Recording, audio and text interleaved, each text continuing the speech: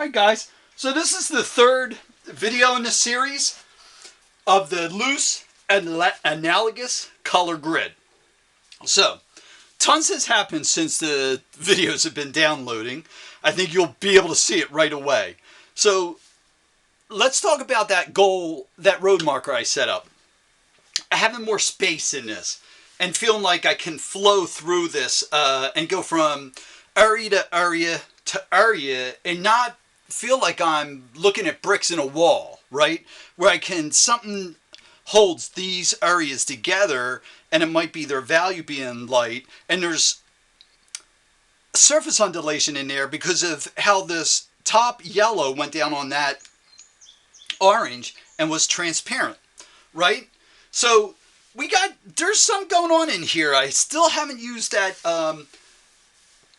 ultramarine burnt umber combination to get the dark color, but I totally want to do that because I feel like the greens aren't dark enough or spots aren't dark enough. And I'm still curious about down in here because that yellow is really kind of intense, and the only other spot it picks up is there.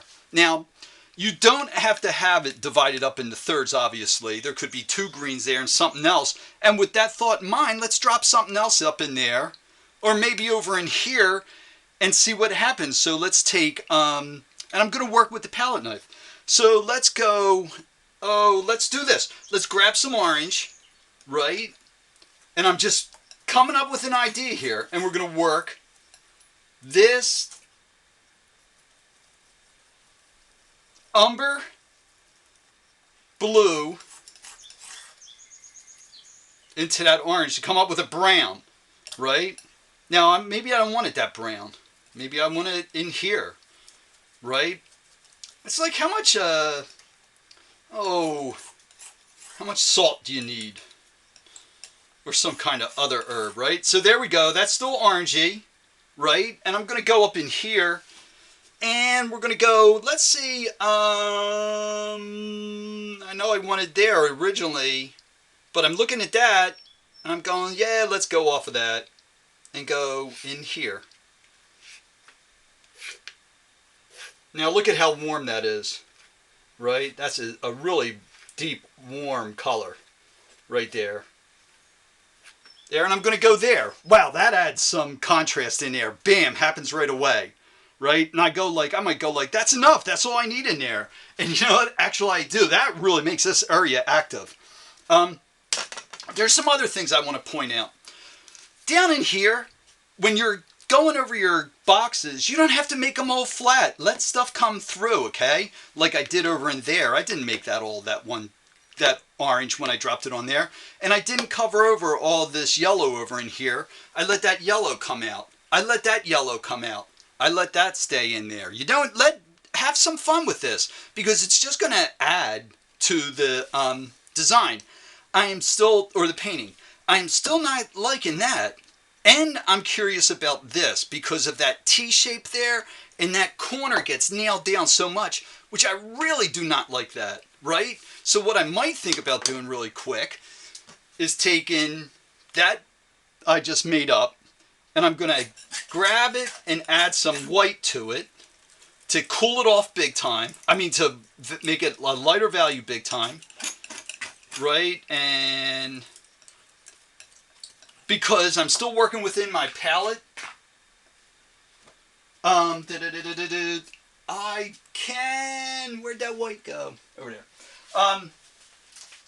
Because I'm still working with the colors in my scheme, if I get a color like that, that's all right, because I'm messing with what I've got, trying to hunt for and find the right color to drop in there. And it's really not an intellectual problem. It kind of is an intellectual problem, but I don't want you to think that it's totally an intellectual problem. All right? You got to think visual. You got to look at what's happening and think about how you want to respond to what you did. All right? Especially an assignment like this. So I'm going to go in there. I made up. This turns out to be a pale, orangey yellow color, right? Now I'm going to go over a little bit. And you know how I've been talking about edges? You still want to pay attention to edges, but you can be a little looser in there, right? Now I look at that and I go, okay, all right, that's better. Now that corner doesn't suck me in and not allow me out, right? Now I start to feel like I move around a lot more. And I go there, that's the only place that ends up. So what happens if I make up a little bit more and it becomes a lighter value, even so, more so, right? And I go, well, there, that might be too light, but let's see what happens if I just drag down. And that's all I'm going to do there, right there and there. I like what happens there. There. Oh, and I'm going to go, am I up into there? Yeah, let's. Because that T-shape's kind of driving me out of my mind. And there.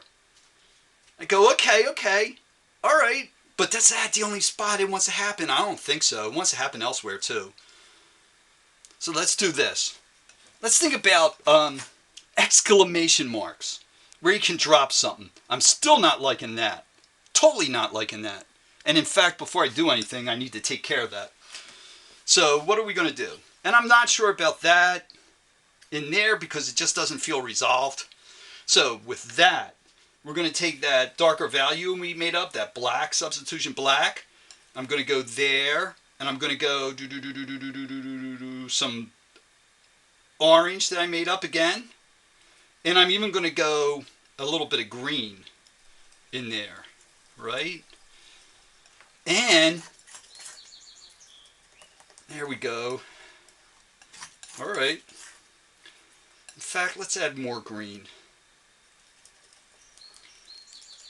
All right, so there's also another part of this one, and I think I want you to stay tight in here with your selection of colors, right, and how you mix. But in your choice, I want to open it up in terms of how you mix up colors, right? So to give you more of a variety of colors to work with, okay? Oh, now I'm looking at there. Let's get some more of that. Let's go there. All right, I'm liking that. There we go. And let's do this just for, and let that just stay there. All right. Yeah, now wow, bam, bam, bam. As well as this, something happening in here with this, but that wants to be elsewhere. So now I'm feeling resolved a